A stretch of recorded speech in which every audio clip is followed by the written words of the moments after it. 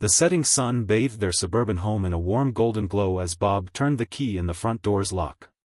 It had been another typical day at the office, filled with endless lines of code and demanding clients. As he stepped inside, his weariness momentarily faded, replaced by a growing sense of unease. "Bob, you're home," Sarah's voice called from the living room. She appeared in the doorway, her smile strained, and her eyes darted away as if hiding something. Bob furrowed his brow, sensing something was amiss. "Hey Sarah," he replied, his voice tinged with concern. "Is everything okay?" Sarah inquired, her voice betraying a hint of unease. "Yeah, everything's fine," she replied, though her words lacked conviction. Bob removed his coat and hung it on the rack by the door. He approached his wife, searching her eyes for any sign of what, "You seem distant lately," he said gently. "Is there something on your mind?" She bit her lip, avoiding his gaze. "It's nothing, really. Just stress from work," she mumbled. Bob's heart sank as he watched her. He couldn't shake the suspicion that something was amiss. A nagging suspicion had been present for months, originating from the scandal involving Sarah's close friend who was caught cheating on her husband. The incident had a profound impact on their social circle, leaving Bob with a profound sense of unease.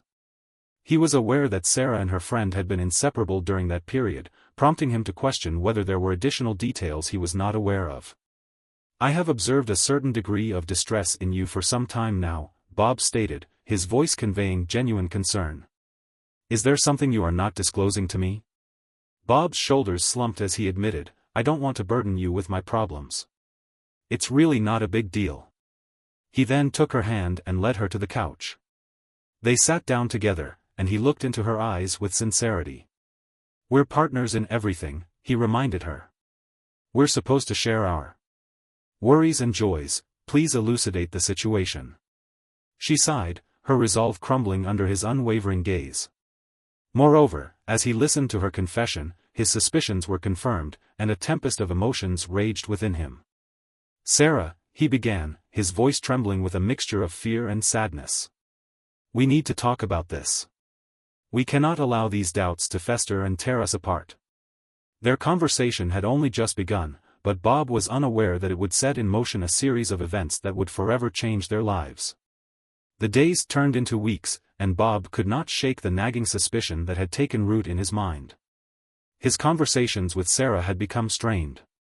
Their previously amicable relationship had now become characterized by awkward silences and forced smiles. He was compelled to seek answers, even if it meant crossing a line.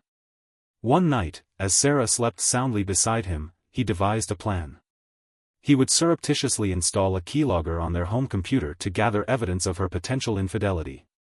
It was a risky move, one that would invade her privacy. However, he could no longer bear the uncertainty. In the dimly lit living room, Bob sat hunched over the computer, heart pounding in his chest. He knew that what he was about to do was wrong. The action he was about to take was a breach of trust, but he could not allow his doubts to consume him any longer. His fingers moved with a kind of automatic obedience as he installed the keylogger, leaving no trace of his actions. Weeks turned into months as Bob meticulously collected data, tracking every keystroke, every message, and every login. He watched as Sarah's online interactions became increasingly clandestine, and his heart sank with each discovery. One evening, as Bob reviewed the logs, he stumbled upon a particularly alarming message. His hands trembled as he read the words that confirmed his worst fears. Bob was clueless. Sarah's had typed to an unknown recipient. He was certain that this individual would never suspect a thing. His heart ached and he felt a surge of anger. It was as if a cold, hard truth had pierced his soul. He felt like a stranger in his own home. The following day, Bob could no longer contain his frustration. He confronted Sarah, his voice trembling with a mix of anger and desperation, said, "Sarah, we need to talk." His eyes locked onto hers, and she looked up from her phone, her expression a mix of surprise and guilt. "What's wrong?" she asked, feigning innocence. The evidence he had gathered indicated that he knew about the messages and the lies. He demanded to know how she could have betrayed him like this. Sarah's eyes widened, and she stammered, "Bob, I can explain." The room seemed to close in around them as they stood face to face, the weight of their broken trust hanging heavy in the air. Bob's quest for answers had led him down a treacherous path, and now he was confronted with a choice that would change the course of their lives forever. As the weeks passed, Bob's heart grew heavier with the knowledge of his wife's betrayal. He was unable to escape the truth that Sarah had been unfaithful was evident. The evidence he had gathered through the keylogger was a constant, unwavering presence, and he knew he couldn't keep it a secret any longer. One fateful evening, Bob locked himself in his home office, the glow of the computer screen casting eerie shadows on his face. He had a plan, one that would expose Sarah's affair to the world. Just as his own world had been shattered, he began crafting a website that would become the stage for his revenge. He uploaded the incriminating evidence, chat logs filled with affectionate messages. The website contained a plethora of incriminating evidence, including intimate photographs that should have been reserved for Bob's eyes only, as well as videos that captured moments of betrayal and chilling detail. It was not merely a digital showcase of evidence, it was a testament to Bob's pain and anger. He meticulously organized the content, ensuring that every visitor would see the extent of Sarah's deception. It was as if he needed the world to witness the agony he had endured. With a trembling hand, Bob shared the link to the website on his Facebook profile, driven by an irrepressible urge to make it public. It is evident that his closest friends and family members were aware of the truth. With a sense of trepidation, he hovered his cursor over the Post button. Then, with a deep breath, he clicked it. In a matter of moments, the link began to spread like wildfire, shared by those who were unable to believe what they were seeing. His friends and family members were among them. The digital spectacle proved irresistible, leading those who viewed it down a rabbit hole of betrayal. One of Bob's closest friends, Mark, called him in disbelief, asking, "Bob, what is this? Is it some kind of sick joke?" Bob's voice trembled as he replied, "No, Mark. It's not a joke. It's the truth. Show everyone what she did to me." Sarah's phone buzzed incessantly with messages and calls from her shocked friends and family. She experienced a sense of panic as she came to realize that her darkest secrets were now on full display for the world to see. She rushed to confront Bob, her voice shaking with desperation. "Please, you have to take that website down," she pleaded, tears streaming down her face. Bob's eyes were cold as he looked at her, his pain and anger palpable. "You should have thought about that before you betrayed me," he said, his voice laced with bitterness. The confrontation between husband and wife served as the impetus for the website's rapid dissemination, which resulted in a trail of destruction. Bob's act of revenge set off a chain reaction that would alter the course of their lives and those of their immediate and extended communities. The website he created became a digital battleground, a repository of humiliation and despair. Each click of the mouse exposed new depths of Sarah's betrayal, painting a vivid picture of her infidelity. The website's purpose was not merely to reveal the affair, it was also to destroy her reputation. It was believed that she had crushed his heart. The homepage greeted visitors with a stark message in bold red letters. The truth was revealed when it was discovered that Bob had spared no detail in organizing the content meticulously to ensure maximum impact as visitors navigated through the site. They encountered a chilling tapestry of betrayal. Intimate chat logs were laid out with excruciating precision, capturing the moments of passion and deceit in stark black and white. The affectionate exchanges between Sarah and her lover left little room for doubt, and they were accompanied by Bob's bitter commentary. Additionally, Bob had included a gallery of intimate photos and videos, all of which had been captured without Sarah's knowledge or consent.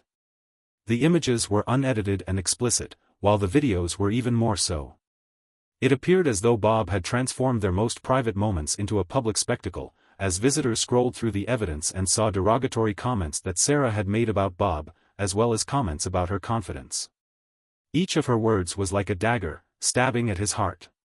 The new website was a relentless assault on her character, an attempt to tarnish her reputation in the eyes of friends, family, and colleagues. The individuals depicted in the images and videos were identified as colleagues of Sarah's. The website was brought to Sarah's attention by Lisa, who was visibly distressed. She informed Sarah that the website was widely circulated within the office and that it was imperative for her to take immediate action. Upon accessing the website, Lisa was overcome with disbelief and horror at the extent of the exposure. She was visibly distraught and struggled to comprehend how to respond. However, I had not anticipated that he would take things this far, as the website continued to gain notoriety. Bob's phone buzzed incessantly with messages of support from friends and family who rallied behind him. He had successfully painted Sarah as the villain, and the weight of public opinion was firmly on his side. As her situation deteriorated, Sarah became increasingly desperate. She attempted to contact Bob, her voice trembling with remorse. "Bob, I must speak with you. I never intended for things to unfold this way. I am willing to make amends." In response, Bob was cold and unyielding. "You should have," he said, his voice laced with bitterness, that he had considered this before she had betrayed him. The website had become a weapon of destruction, and its fallout would leave scars that neither Bob nor Sarah could ever fully heal. This was a harsh reminder that revenge once unleashed could have consequences far beyond what anyone could have imagined. The aftermath of Bob's digital expose had sent shockwaves through Sarah's world. Her life was spiraling out of control, and she knew that she had to face the consequences of her actions. The confrontation that had been building since the moment the website went live was inevitable. The inevitability of life was made apparent one evening as Sarah returned home from work to find Bob waiting in the dimly lit living room. His eyes betrayed the anger and betrayal he felt, and he was clutching his phone, which still contained evidence of her affair. Sarah was met with a cold and unrelenting voice that demanded they talk. She was aware that evading this encounter was unfeasible, the damage that had been done could not be undone. She nodded, her heart pounding in her chest, as she crossed the room to stand opposite him. Bob took a deep breath, his hands trembling. "I never thought it would come to this," he began, his voice choked with emotion. "You left. I am left with no other choice. You have betrayed me, Sarah, in the most egregious manner." Tears welled up in Sarah's eyes as she observed the man she had once loved crumble before her. "Bob, I am so sorry," she whispered, her voice trembling. "I never intended for any of this to occur. I made a grievous error in judgment." Bob's anger intensified.